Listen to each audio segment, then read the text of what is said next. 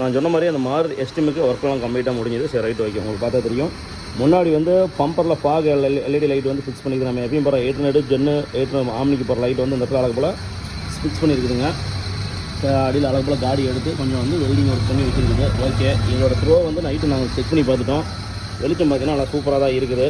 Headlight வந்து போயிடுச்சு. Headlight போனாலும் இதோட வெளிச்சம் நல்லா ஃபுல்லாக இருக்குது. அது ஒன்று. ரெண்டாவது தம்பி வந்து விஐபி பிசி லைட்டு கேட்டாப்ல அதை ஃப்ரண்ட்டில் வச்சு விட்டாச்சு. அடுத்தது டோமுக்கு வந்து ப்ளூ லைட் போட்டுருக்கு. அதே மாதிரி உங்களுக்கு பார்த்தா தெரியும் கீழே வந்து ப்ளூ லைட்டு. ஆனால் வண்டி ஒயிட் கலர்னால ப்ளூ லைட் போட்டால் நல்லா காம்பாக இருக்கனால அது போட்டு விட்டாச்சு. அது ஒன்று. ரெண்டாவது சைடில் 35% அவரே சன்ஃப்ளேம் கேட்டாப்ல நல்லா யூனிக்காக சூப்பராக வந்து கார்வர் பிராண்டில் வந்து 35% போட்டுருக்குது.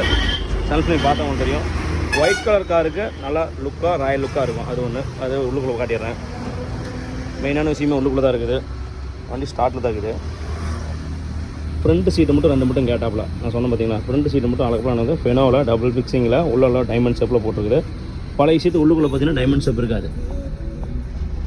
பழைய சீட்டு பார்த்தீங்கன்னா ஃபோமில் நல்லா இருக்குது. சீட் கவர் நல்லா அதனால் அதை மட்டும் விட்டுட்டு அழகு போல் ஃப்ரண்ட் மட்டும் மாற்றிக்கலாம் அப்படின்னாப்பல. சரி ரைட் ஓகே. ஃப்ரண்ட் மட்டும் அதுக்கு தகுந்த மாதிரி அடியில் ஹைட் பண்ணிவிட்டு அதுக்கு தகுந்த மாதிரி போட்டாச்சு. ஓகே. அது மட்டும் இல்லாமல் இன்னொன்று வந்து டோர் ஓப்பன் லைட்டு வந்து உள்ளுக்குள்ளே வச்சாச்சு.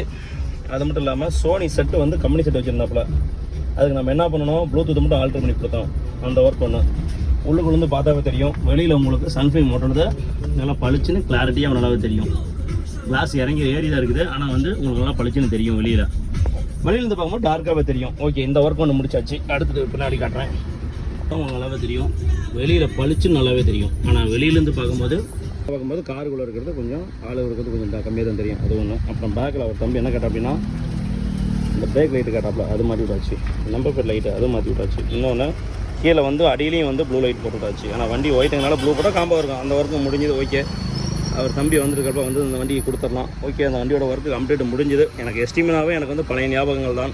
ஏன்னா அந்த வண்டியில் வந்து அந்தளவுக்கு நம்ம வேலைப்பாடுகளும் சரி அந்தளவுக்கு இந்த வண்டியை எடுத்து சுற்றி இருக்கணும். அந்த ஞாபகம் தான் ரசித்து இந்த வண்டியில் வேலை செஞ்சுருக்கிறோம். சரி ரைட் ஓகே. வந்தோடனே வண்டி கொடுத்துலாம். நன்றி வணக்கம். இந்த மாதிரி எதுவும் சொல்லுங்கள். பக்காவாக சூப்பராக தான் பண்ணிக்கலாம். நன்றி வணக்கம். அது மட்டும் இல்லாமல் இன்னும் 2-3 வண்டி இருக்குது. அடுத்தது மிக்ஸி பிசி லான்ஸ் இருக்குது. அந்த வீடியோ அடுத்தது வரும்.